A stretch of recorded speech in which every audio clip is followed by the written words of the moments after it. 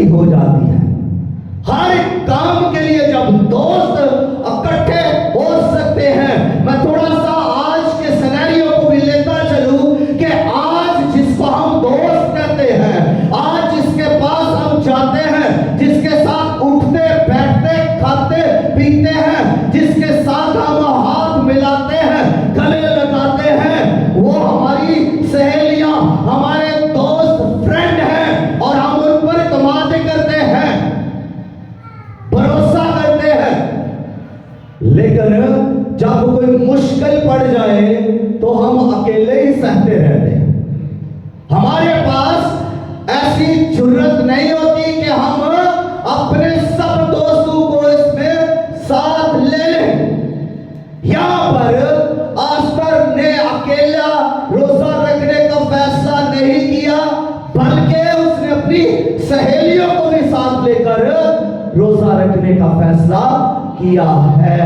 हम इकट्ठे बैठकर खाना तो खा सकते हैं, हम इकट्ठे सैर कर सकते हैं, हम इकट्ठे मौज मस्ती कर सकते हैं, लेकिन हम इकट्ठे रोजा नहीं रख सकते। आज अगर कहा जाए कलीसिया से कि रोजा रखे तो बहुत थोड़े लोग रोजा रखते हैं। शायद उनको रोजे से नफरत है, शायद उनको रोजा रखना अच्छा ही नहीं लगता, या दूसरी बात शायद वो पास्टर पर यकीन ही नहीं करते कि जो पास्टर ने बात कही है उस पर थोड़ा गौर कर लिया जाए। भाई पास्टर से जरूरी आपको तो खाने की है, आप पीने की है, पीना खाना पीना अहम है, इसलिए कि आपकी ये जरूरत है। लेकिन इससे बढ़कर कभी कभी हमें इकट्ठे होने की भी जरूरत है, एक होने की भी जरूरत है, हंसकर बातें करने की जरूरत भी है, और कभी कभी इकट्ठे मिलकर रंज में आने की भी जरूरत है, दुख में आने की भी जरूरत है, और आपस में ये रफाकत करना जरूरी है। रूहानी रफाकत, रोजे की हालत में आना ये भी जरूरी है, इबादत करना ये भी जरूरी है, मिलकर इज्तिमाई दुआ करना ये भी जरूरी है। मसलों का हल यहां से निकलेगा। जब इकट्ठे होकर दुआ करेंगे मसले हल होंगे, जब इकट्ठे होकर रोजा रखेंगे तो मसले हल होंगे, मुश्किलें खत्म होगी, नाफरमानियां खत्म होगी, ढीठपन खत्म हो जाएगा, नफरतें खत्म हो जाएगी और रुकावटें टूट जाएंगी, अपना इब्लीस के बंधन टूट जाएंगे। एकता के साथ जब आप रोजा रखेंगे, लेकिन हमें परवाह नहीं, हम रोजा नहीं रख सकते। हम जी बोल सकते हैं आप रोजा नहीं रख सकते। हम तो एक वक्त का खाना खाएंगे, कमजोर पड़ सकते हैं। हम एक दिन का रोजा रखेंगे तो हम कमजोर हो जाएंगे। भाई ये कमजोरी होना जरूरी है। ये जिस्मानी कमजोरी रूहानी कुव्वत को दावा देती है। आप जितना जिस्मानी तौर पर कमजोर हो रहे होंगे, लेकिन आप नहीं जानते कि आप रूहानी तौर पर उतना ही ज्यादा जोरावर हो रहे हैं, उतना ही ज्यादा ताकतवर हो रहे हैं। आप जितना ज्यादा रूहानी तौर पर जोरावर हो रहे हैं, आप नहीं जानते कि आपका दुश्मन उतनी बार कमजोर होकर शिकस्त खा रहा है और आपके बंधन टूट रहे हैं। आप बुलंद हो रहे हैं, आप सरफराज हो रहे हैं उस जोर से जो आपने रूहानी जोर हासिल किया है। लेकिन हमें तो जोरावर होना है जिस्मानी तौर पर, रूहानी तौर पर हमें जोरावर नहीं होना। हमारी सोच यहां पर टिकी हुई है। हम रूहानी सोच को, रूहानी ताकत को हासिल करने के लिए कुछ करते नहीं, आगे नहीं बढ़ते। जब हम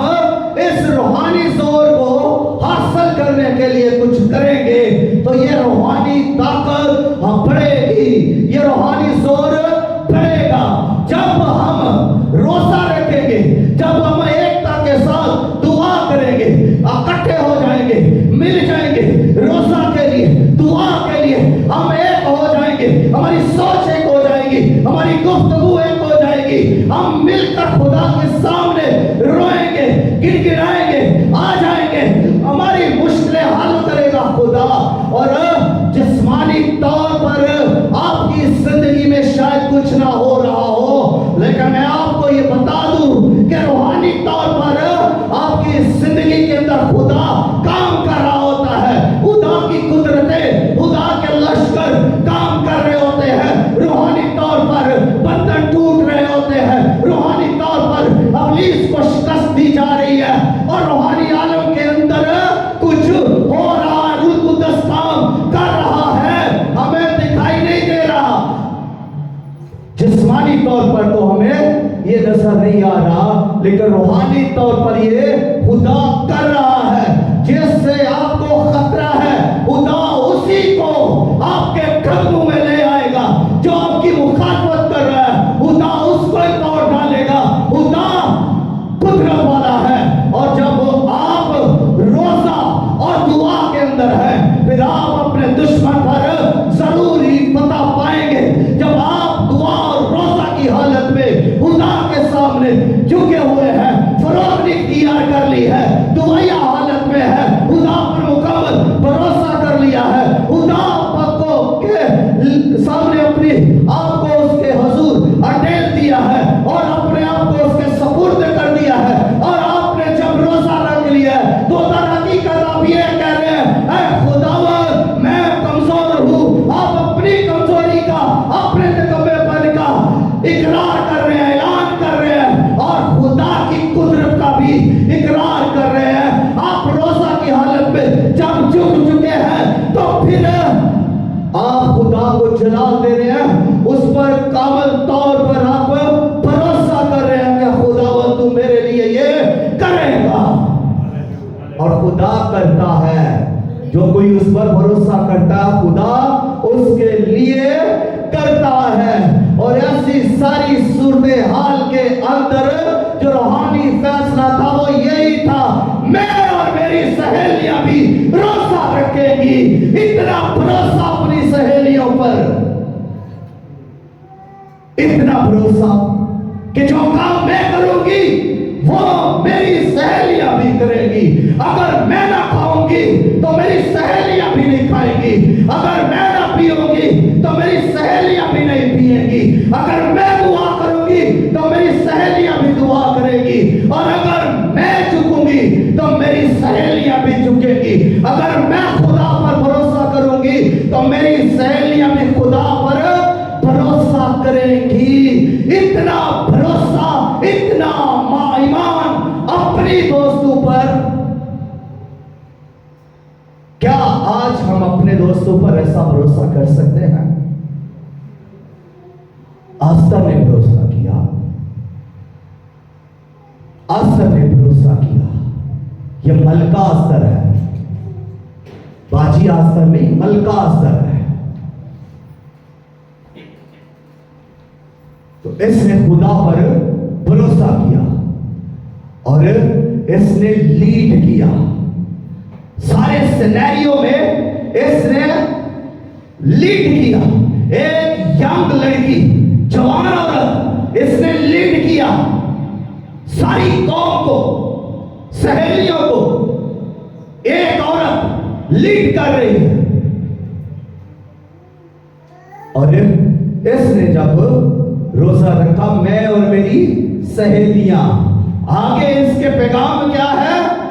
सारी कौम भी रोजा रखे, मर्दकी भी रोजा रखे, सारी कौम यहूदी रोजा रखे, मर्द भी रोजा रखे, औरतें भी रोजा रखे, बच्चे भी रोजा रखे, बूढ़े भी रोजा रखे, और फरोख्त तैयार कर लें, खुदा पर इंसार करें, खुदा पर भरोसा करें, खुदा के सुपुर्द अपने आप को कर दें।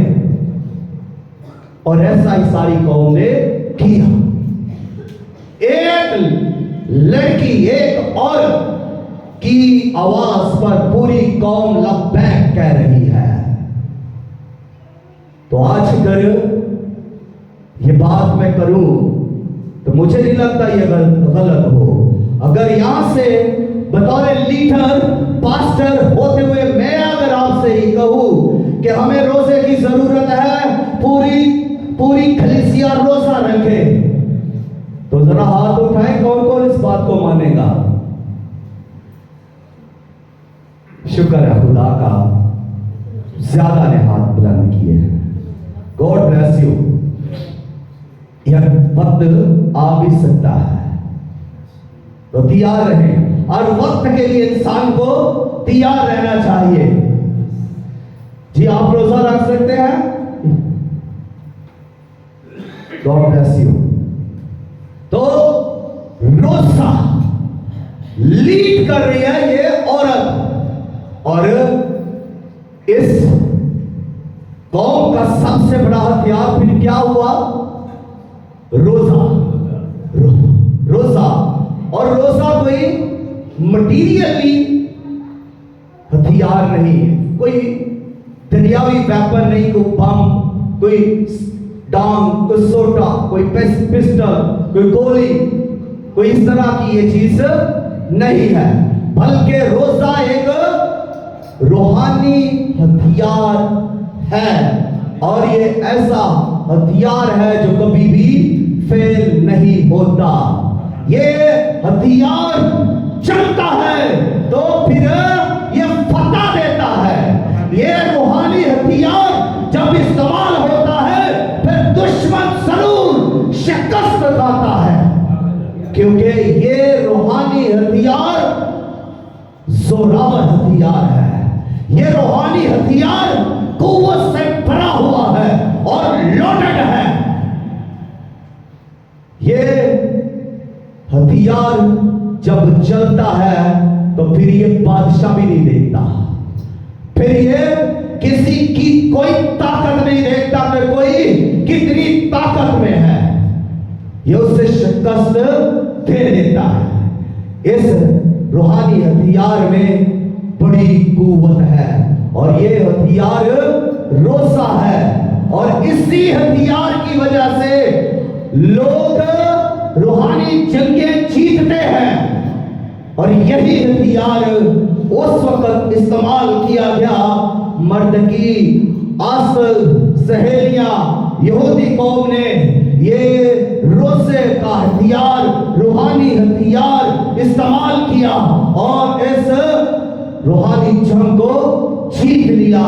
वो सब एकता के साथ झुके हुए हैं। आज तक एक औरत है और उसने रोजा जब रखा है तो 3 दिन का रोजा रखा है। 3 दिन में उसने अपने आप को खुदा के हुजूर पेश किया, अपने आप को खुदा के हुजूर सरेंडर कर दिया, पूरे तौर पर खुदा के हुजूर पेश कर दिया। खुदा के हुजूर जब उसने पेश किया, उसने खुदा पर मुकम्मल भरोसा रखा, और जब उसने खुदा पर भरोसा रखा, जब उसने रोजा रखा, तो उसका डर खत्म हो गया, उसके अंदर का सारा डर खत्म हो गया, उसके अंदर जुर्रत आ गई, उसके अंदर दलेरी आ गई, और वो दलेरी के साथ जब भर गई तो उसने ऐलान किया कि मैं बादशाह के पास जाऊंगी। और हालांकि ये खतरे से खाली नहीं था, कोई भी बादशाह के पास बगैर बुलाए नहीं जा सकता था। जिस तरह कफारा के रोज सरदार काहिन हाथ में खून का प्याला लिए बगैर उस पातरीन मुकाम में नहीं जा सकता था, उसी तरह कोई भी शख्स बगैर बुलावे के बादशाह से नहीं मिल सकता था।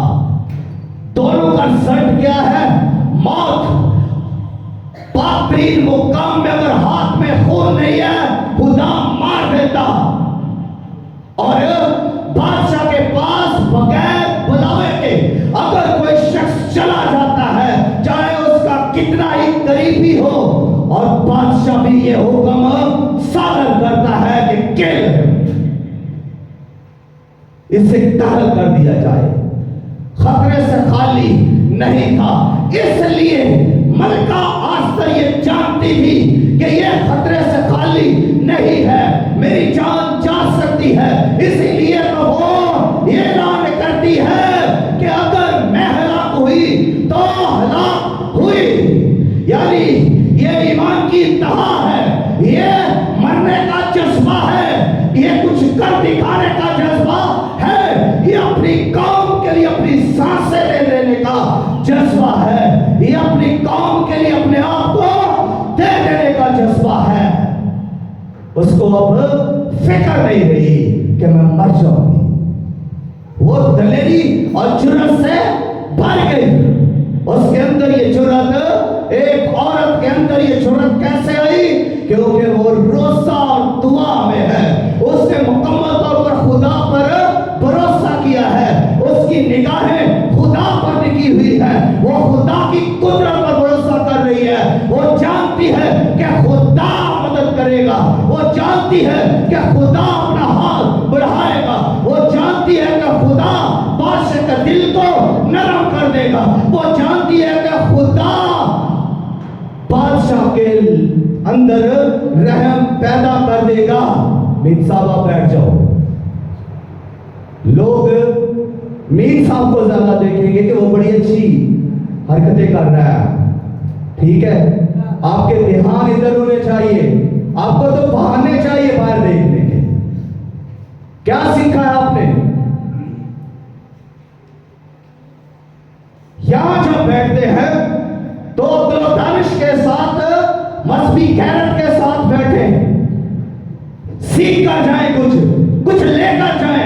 मैं आपको यहां बाइबल पर हाथ रख कर कहता हूं, आप कुछ भी नहीं लेकर जाते, सब कुछ छोड़कर चले जाते हैं। अगले हफ्ते जब मैं पूछूंगा कि इसका अनुमान क्या है तो मुंह बंद हो जाते हैं। ये आप सीख कर जाते हैं। आप सीखने के अमल में आए, आप सीखें कुछ। मैं पूरी रात आपके लिए मेहनत करता हूं कि आपको कलाम खुदा सिखाऊं, मगर आप अगर नहीं सीखना चाहते तो मेरा कोई कसूर नहीं है। आप छोटी छोटी बातों से आप ध्यान अपना इधर उधर लगा लेते हैं। सबसे जरूरी चीज खुदा का कलाम है। आपकी जिंदगी में अगर कलाम नहीं है, फिर आपकी जिंदगी में कुछ नहीं है। फिर आपके कपड़े, आपका मान सम्मान, आपकी शोहरत, आपका पैसा, आपका जॉब, आपके बच्चे कुछ हैसियत नहीं रखते। खुदा ठोकर मारेगा। हालेलुया। क्योंकि खुदा कलाम की इज्जत करता है, और जिसमें कलाम है खुदा उसकी इज्जत करता है। खुदा ने अपने साफ नामों से ज्यादा अजमत खुदा अपने नाम को बख्शी है, किसी दूसरे को नहीं। खुदा ने अपने कलाम को इज्जत बख्शी है। खुदा अपने कलाम की इज्जत करता है। खुदा अपने मुंह के कलाम को उत्तम दर्जा देता है। कोई दे ना दे, खुदा इज्जत देता है, खुदा उस्मत देता है। और जिसमें खुदा का कलाम है उसको भी खुदा इज्जत देता है। अगर आपके बदलू में खुदा का कलाम नहीं है तो फिर ये कुछ भी नहीं है। अगर खुदा का कलाम इनमें है तो ये बरकत पाएंगे, इज्जत पाएंगे, ये बदन कामयाब होंगे, ये जिस्म सेहत पाएंगे, शिफा पाएंगे। अगर कलाम होगा तो, अगर कलाम ना होगा तो कुछ भी आपकी जिंदगी के अंदर नहीं हो सकता। कलाम खुदा है, याद रखें। अगर खुदा ही हमारी जिंदगियों में नहीं है, अगर हमने उत्तम दर्जा, अव्वल दर्जा खुदा को ही नहीं दिया तो फिर हम करते क्या है? फिर रस्मी बातें, फिर टाइम वेस्ट, कुछ नहीं इससे हासिल हो सकता। इस औरत को और इस कौम को देखे कुछ पाने के लिए कुछ कर रही है। ये आंसू बहा रहे हैं, ये दुआ कर रहे हैं, ये आजिज़ हो गए हैं, यह अपने आप को इन्होंने फरोतन कर लिया है। क्योंकि खुदा फरोतनों को फसल बख्शता है, खुदा फरोतनों पर अपने कर्म की निगाह करता है, खुदा फरोतनों को भी सरबुलंद करता है और फतह से बढ़कर गलबा देता है। जब इस कौम ने फरोतन और हलीम हो अपने आप को कर लिया, खुदा ने मुदाखलत की, खुदा की कुदरत जाहिर हुई, खुदा का हाथ जाहिर हुआ और बादशाह का दिल नरम हो गया। बादशाह के दिल में रहम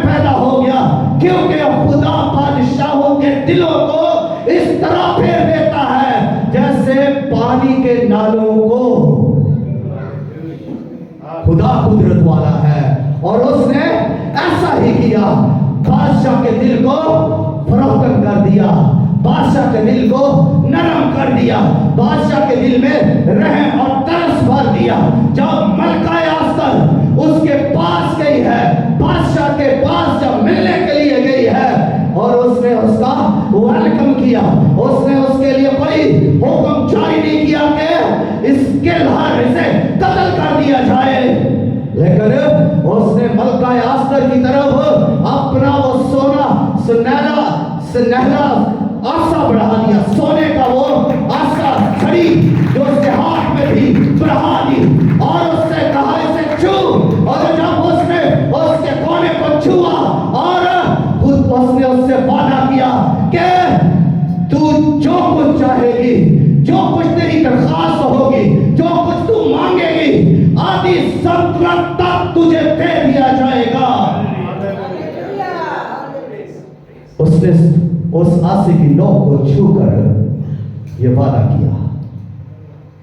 अब खुदा ने तो अपनी कुदरत जाहिर कर दी है, फतह यकीनी है।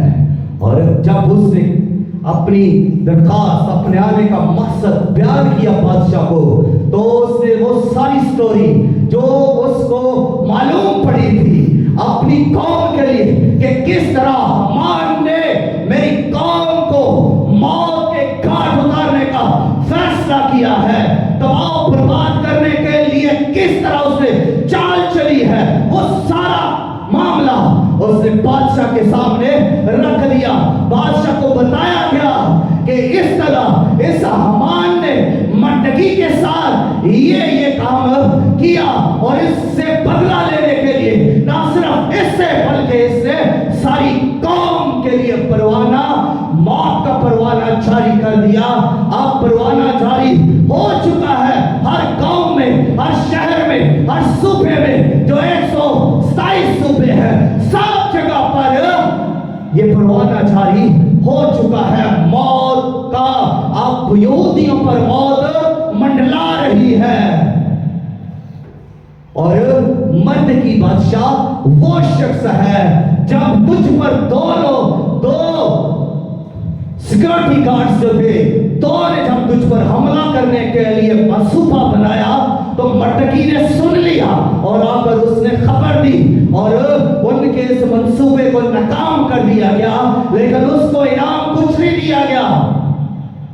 उस ऐसे शख्स के लिए कुछ रिवार्ड होना चाहिए था। तो बादशाह को ये समझ आई, क्योंकि खुदा ने बादशाह के ना सिर्फ दिल को खोला बल्कि उसके ज़हन को भी खोल दिया था। बादशाह इस सारे मामलात को समझ रहा है, बादशाह के दिल के अंदर रहम और तरस है। उसने फैसला लेते हुए कहा, हमान, अब देखिए जिस तरह दाऊद ने फैसला देने से पहले गौर ना किया अपने लफ्जों पर, तो ये भी अपने ऊपर ही अपना फैसला सादर करने लगा है। हालांकि ये फैसला किस पर कर रहा है? मर्दकी के लिए फैसला देने लगा है।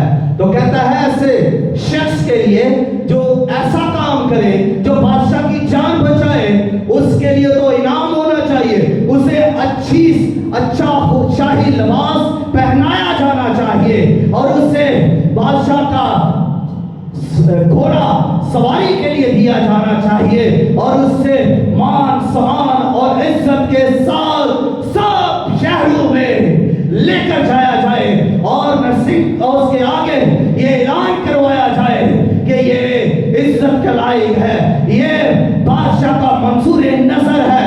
और जब ये सब कर रहा है तो असल में वो ये चाह रहा था कि यह सब कुछ तो मुझे मिलेगा, लेकिन ये उसके लिए नहीं था, वो तो साजिश कर रहा था और उसने तो ऐसा कोई काम नहीं किया था। ये सब फिर किसके लिए हुआ? मर्दकी के लिए। बादशाह ने फौरन कहा, लाओ फिर वो लिबास और पहनाओ मर्दकी को, लाओ वो घोड़ा और बिठाओ मर्दकी को और इसके आगे इसके चलकर बताओ, लोगों को ऐलान करो कि ये मान सम्मान के लायक है। इस पर बादशाह की मेहर है, बताओ लोगों को। और इस तरह मर्दकी के लिए भी, जो उसने यहूदी कौम की हलाकत का मंसूबा बनाया हुआ था, उसके लिए भी बता दिया गया कि रास्ते ने और बताया कि इस शख्स ने ना सिर्फ ये किया बल्कि इसने मर्दकी के लिए और उस मर्दकी के लिए उसने 50 हाथ ऊंची सूली बनाई हुई है ताकि इसे टांग उसके ऊपर लटका दे। बादशाह जब ये सुन रहा है तो खुदा का रूह, खुदा की कुदरत काम कर रही है। बादशाह ने फिर कहा कि इसको और इसके बेटों को, इसके खानदान को इसी सूली पर चढ़ा दो। और ऐसे बादशाह के हुक्म के मुताबिक ऐसा ही हुआ और यहूदी कौम के लिए यह फैसला सादर हुआ कि सबको रिलीज किया जाए और सब जिस तरह पहले परवाना हर गांव में गया, शहर में गया, अब दूसरा परवाना लेकर जाओ यहूदी कौम की आजादी के लिए। हर गांव में, हर शहर में सुना दो कि अब यहूदी कौम आजाद है, बाइख्तियार है। और जो मर्दकी है वो बादशाह से थोड़ा ही कमतर है। एक औरत आस्तर के रोजा की वजह से, जुर्रत और दलेरी की वजह से, ईमान और भरोसा की वजह से पूरी कौम बच गई, पूरी कौम बच गई। आज हमारे लिए ये सबक है, हमारे लिए आज ये पैगाम है। अगर हमारी जिंदगियों में, हमारे खानदानों में, हमारे चर्च में, हमारी कौम पर अगर कोई ऐसा वक्त आ जाता है, कोई मुश्किल आ जाती है, कोई प्रॉब्लम खड़ी हो जाती है, तो हमें इसी तरह रोजा रखने की जरूरत है, इसी तरह एक होने की जरूरत है, इसी तरह एक होकर खुदा पर भरोसा करने की जरूरत है और हलीम और फरोतन होने की जरूरत है। अगर सिर्फ आस्तर ही रोजा रखती तो फिर क्या होता? अगर सिर्फ उसकी सहेलियां ही रोजा रखती तो फिर क्या होता? पूरी कौम रोजा ना रखती। यहां सीखने वाली बात यह है कि इस रोजे को अपनी जिंदगी में जगा दे। आपकी कोई भी प्रॉब्लम है, बीमारी है, रिश्ता टूट रहा है, मामला खराब हो रहे हैं, बिजनेस खराब हो रहा है, कोई भी प्रॉब्लम है, अंदरूनी या बैरूनी, किसी तरह की भी आपकी जिंदगी के अंदर, आपके खानदान के अंदर, कलीसिया के अंदर प्रॉब्लम खड़ी हो गई है, तो फिर एक होने की जरूरत है। देखिए, हम इबादत के लिए इकट्ठा होते हैं, अच्छी बात है। अगर हम इसी तरह किसी प्रॉब्लम के लिए भी खड़े हों तो ये उससे भी अच्छी बात है, ये उससे भी अच्छी बात है। लेकिन ये जज्बा होना चाहिए, ईमानी गैरत होनी चाहिए, ईमानी जज्बा होना चाहिए, मरने का जज्बा होना चाहिए। आस्तर ने मरने तक की परवाह नहीं की। आस्तर ने क्या कहा था? अगर मैं हलाक हुई तो हलाक हुई, यानी दूसरे लफ्जों में मैं अगर मर गई तो मर गई, यानी मैं मर जाऊं तो मर जाऊं, नो प्रॉब्लम। मैं अपनी कौम के लिए मर सकती हूं, ये उसने ऐलान कर दिया, फैसला दे दिया, उसने अपने आप को मौत के हवाले कर दिया। क्या आज हम मर सकते हैं? ये ठीक 3 दिन का रोजा उसी तरह है जिस तरह यीशु मसीह सलीब पर मरे और तीसरे दिन जिंदा हुए। मरने के बाद जब यीशु मसीह जी उठा तो जिंदगी ही जिंदगी है, और वो जिंदगी आज हम में है। अपनी जिंदगी, कसरत की जिंदगी, उसमें हम आज भी जीते हैं और उसी में हमें जीना भी चाहिए। आज तक के लिए मौत अनुमान क्या था? मौत से जिंदगी तक। तो ये 3 दिन क्या उनके लिए मौत से कम कर थे?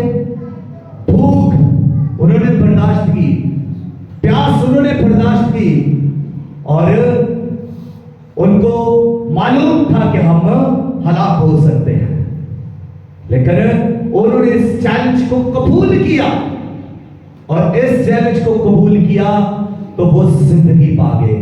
3 दिन में वो यूं कहे कि वो मर गए, लेकिन तीसरे दिन हमें क्या नजर आ रहा है? यहां पर जिंदगी, यहूदी कौम की जिंदगी नजर आ रही है, खुशियां नजर आ रही है, सरफराजी नजर आ रही है, कामयाबी नजर आ रही है।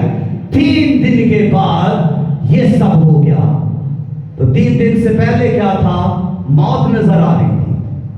3 दिन के बाद जिंदगी नजर आ रही है। अगर उन्होंने मरने के लिए अपने आप को दे दिया तो सूरत हाल बदल गई, तारीख बदल गई। और इसी तरह अगर हम भी अपने आप को दे देते हैं, रोजा खुदा के हुजूर सरेंडर कर देते हैं, ईमान के साथ भरोसा कर देते हैं, और हमारा भी मरने का जज्बा हमारे अंदर है, कुछ करने का जज्बा हमारे अंदर अगर है, अगर हम अपनी कौम के लिए, अपने चर्च के लिए, अपनी चर्च की बेहतरी के लिए कुछ करना चाहते हैं, तो अगर हमें मरने तक की भी नौबत आए तो हमें कल गुजरना चाहिए, क्योंकि यीशु मसीह ने फरमाया है कि जो कोई अपनी जान खोएगा वो बचाएगा, और जो अपनी जान बचाएगा वो उसे खोएगा। हम अपनी जानें कब तक बचाते रहेंगे? सुख में हम कब तक अपनी जानों को लिए फिरेंगे? इससे दुख में से गुजरना है। जब तक ये बदन दुख में से नहीं गुजरेगा, ये सुख नहीं पा सकता। जब तक ये बदन मौत की वादी में से नहीं गुजरेगा, ये जिंदगी की वादी में दाखिल नहीं हो सकता। इसलिए इन चीजों को अपनी जिंदगी के अंदर ले आए, कलाम को अपने अंदर जगा दे, अपने सहनों के अंदर उतरने दे इस कलाम को। आज का पैगाम आपकी जिंदगी बदल देगा। मैं यहां से ये कहना चाहूंगा, आपके खानदान की तारीख बदल देगा, नस्लें बदल देगा आपकी जिंदगी की। वो नस्लें जो कोड़ रही थी, वो नस्लें जो सिसक रही थी, वो नस्लें जो तड़प रही थी, इसके बाद अगर आप इस पैटर्न को, इस नमूने को अपनी जिंदगी में ले लेंगे, तो फिर इसके बाद आपकी नस्लों के अंदर जिंदगी है, कामयाबी है, नाकामी नहीं, बल्कि खुदा है और सरफराजी है, नाफरमानी नहीं, बल्कि फरमाबरदारी है, ताबेदारी है। आप 3 दिन का रोजे की हालत में आ जाए, अभी से फैसला करें 3 दिन के रोजे का। मुश्किल बात है, मुश्किल टास्क मैंने दे दिया है। कोई है चैलेंज, आस्तर का चैलेंज कोई एक्सेप्ट करे? पूरी कौम ने आस्तर के चैलेंज को एक्सेप्ट किया। जी आप सबसे आज यहां मैं खुदा का खाना होते, servant of God, man of God होते हुए बात करता हूं। कोई चैलेंज एक्सेप्ट करता है तो अपना हाथ बुलंद करे। मैं और मेरी सारी कलीसिया 3 दिन का रोजा रखेगी। हाथ उठाए। हालेलुया। यस। कितना खाओगे?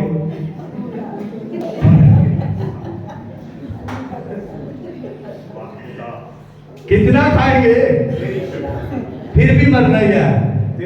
सोने के वाले खा ले फिर भी मर नहीं है। गोश्त छोटा मोटा जो भी खा ले मर नहीं है। तो भाई जिंदा रहने के लिए मरना जरूरी है, मुश्किल में से गुजरना पड़ेगा आसानियों के लिए।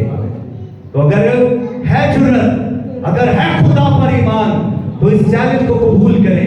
वक्त नहीं है कि मैं और ज्यादा आपके साथ बात करूं। आपके अंदर ईमान होना चाहिए। आस्तर के अंदर ईमान था। आस्तर ने चैलेंज को कबूल किया, खुदा के हुजूर सरेंडर किया, आजी इख्तियार कर ली।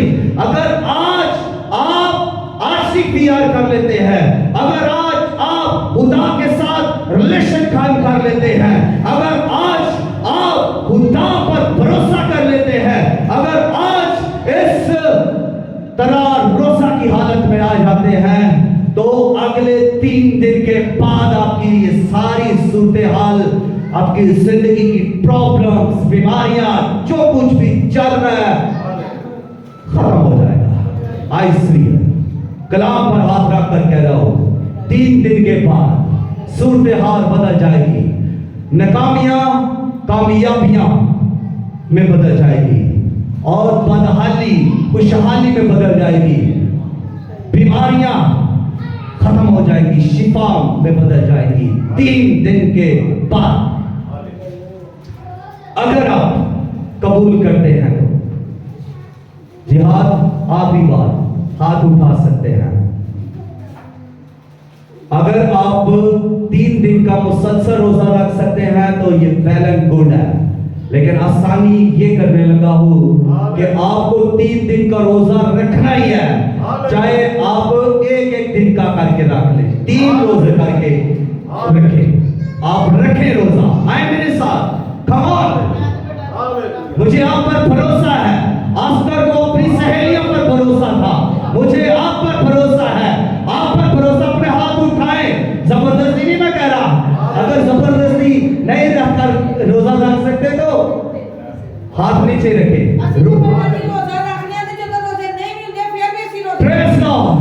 आपने 3 दिन तक रोजा रखना है। पूरी कलीसिया अब से 3 दिन का रोजा रखें और फिर इसके बाद आप अपनी जिंदगी के अंदर तब्दीली देखेंगे, बरकत देखेंगे, आप खुशहाली देखेंगे। आमीन जी। अपने हाथ लहराया, आखिरी बार मुझे जरा खुशी हो जाए। वाह, खुदा आपको बरकत दे। रोजा जरूर रखना है, कल से स्टार्ट होना चाहिए। सवार, मंगल और बुध 3 दिन तक हम ये रोजा रखेंगे, दुआ भी करेंगे। और अगर आपको खुदा हिम्मत ताकत दे तो हम चर्च में आकर भी दुआ करेंगे शाम को। रोजा खोलने के बाद आप इधर आ सकते हैं, नहीं तो अपने घरों में दुआ करें। टाइम रखें 7:30 बजे से लेकर 8 बजे तक अपने अपने घरों में दुआ करें। अगर नहीं घरों में, जो इधर आ सकता है वो चर्च में आकर 7 बजे से लेकर 8 बजे तक ये हमारी रिफाकती दुआ होगी। ये हमारी आपस की जो है शराकती दुआ होगी।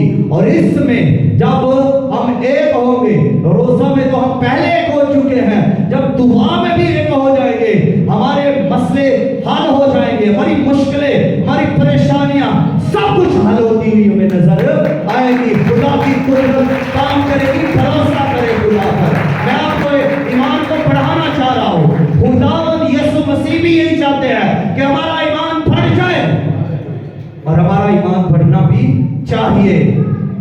जी पौल साहब, ईमान बढ़ना चाहिए कि नहीं? परस्तश जितनी मर्जी से और ना कर लो, ईमान ना होते कुछ भी नहीं। एक दिन भूखा रहना कोई फर्क नहीं पड़ रहा। तो बात यह है कि हमें कुछ नहीं होगा। अगर आपको कुछ हुआ, जिम्मेदार मैं हूं। मैं 3 दिन तक रोजा रख सकता हूं, मैं रखता भी रहा हूं। तो मुझे आज तक कुछ नहीं हुआ, तो खुदा के फजल से आपका भी कुछ नहीं होगा। नो प्रॉब्लम, कुछ भी नहीं आपको होगा। और मैं आपसे ये वादा कर रहा हूं कि आप बदनी तौर पर थोड़ी देर के लिए कमजोर हो गए, लेकिन रूहानी तौर पर आप उससे भी ज्यादा जोरावर हो जाएंगे। आमीन, आमीन। जो इस पर आमीन कर रहे हैं, जो इस पर ईमान रख रहे हैं, वो रोजा रखेंगे 3 दिन तक। God bless you. खुदा इस कलाम के वसीला से बरकत दे। आमीन।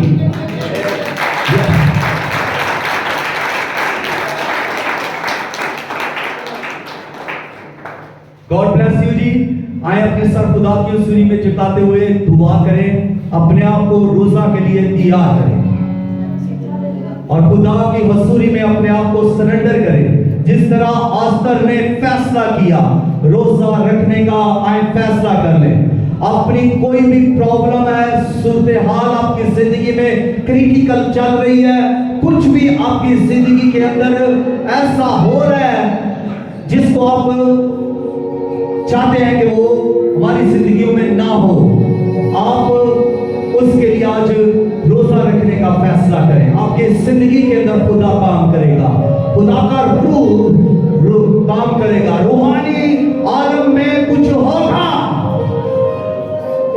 मैं यहां से ये ऐलान करता हूं कि रूहानी आलम में फिर कुछ होगा और उसको आप अपनी जिस्मानी दुनिया के अंदर भी देखेंगे। लोग नसीब खुदा के बेटे यीशु के नाम से आपकी सारी प्रॉब्लम्स खत्म होगी, आपकी दर्दें, आपके रोग, आपकी बीमारियां, आपकी मुश्किलें खत्म होती जाएंगी। नाकामियां, उदासियां, स्याहियां, लड़ाई झगड़े खत्म होते जाएंगे यीशु के नाम में। ताबेदारी में बरकत है, फर्माबरदारी में बरकत है, फर्माबरदारी में फतह है, बरकत है, कामयाबी, खुशहाली है। फर्माबरदारी की हालत में आइए और खुदा को जला दीजिए, अपनी बरकत को रसीद कीजिए। ये वक्त है, अपने मौजज़ा को रसीद कीजिए, फैसला